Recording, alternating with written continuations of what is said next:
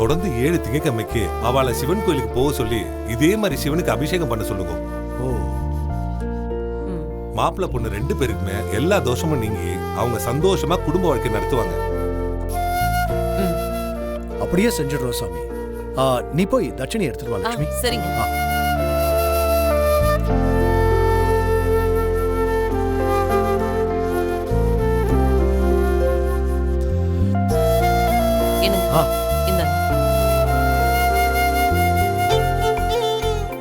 ரொம்ப சந்தோஷம். எல்லாம் நல்லபடியா நடக்கும். அப்ப நான் போயிட்டு வரேன். வரமா? சரிங்க சார். வாங்க. எல்லாருக்கும் வரேன். எடுத்துக்கோங்க. சரி. ஓம் சிவ சிவா.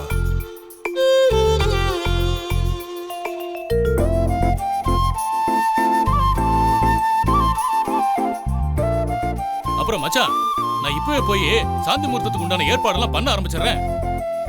என்ன வாசு, மாப்பிள்ளை பொண்ணை விட நீதான் சாந்தி முகூர்த்தத்துக்கு ரொம்ப ஆர்வமா இருக்கிற? ஆமா மச்சான், நம்ம பிள்ளைங்க சந்தோஷமா வாழ்றத பாக்குறத விட நமக்கு வேற என்ன சந்தோஷம் இருக்க முடியும்?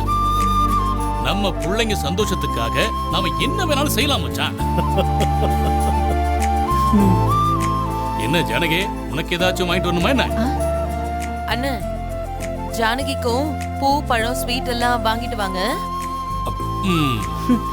சும்மா இருங்க அண்ணி, நீங்க வேற. அட ஏங்க, ஜானகி வெக்கப்படுறது பாருங்களேன்.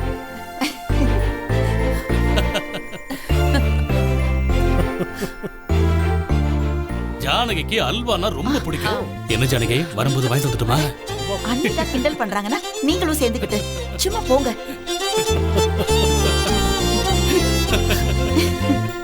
வாசு, இன்னொரு 1/4 கிலோ அல்வா சேர்த்து வாங்கிட்டு வா.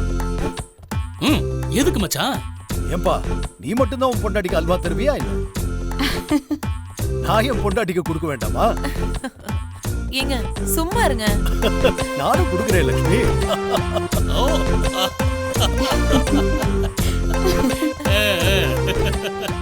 அதுவும் சரிதான், கண்டிப்பா வாங்கிட்டு வந்துடுறேன் மச்சான். ஐயோ, கொஞ்சம் மெதுவா பேசுங்க, நம்ம பிள்ளைங்க காதல விழுந்துற போகுது. பாத்தியா லட்சுமி? சரி மச்சான், நான் போயிட்டு வந்துடுறேன். ஜானகி வரட்டுமா? மறக்காம வாங்கிட்டு வந்துடுறேன் மச்சான்.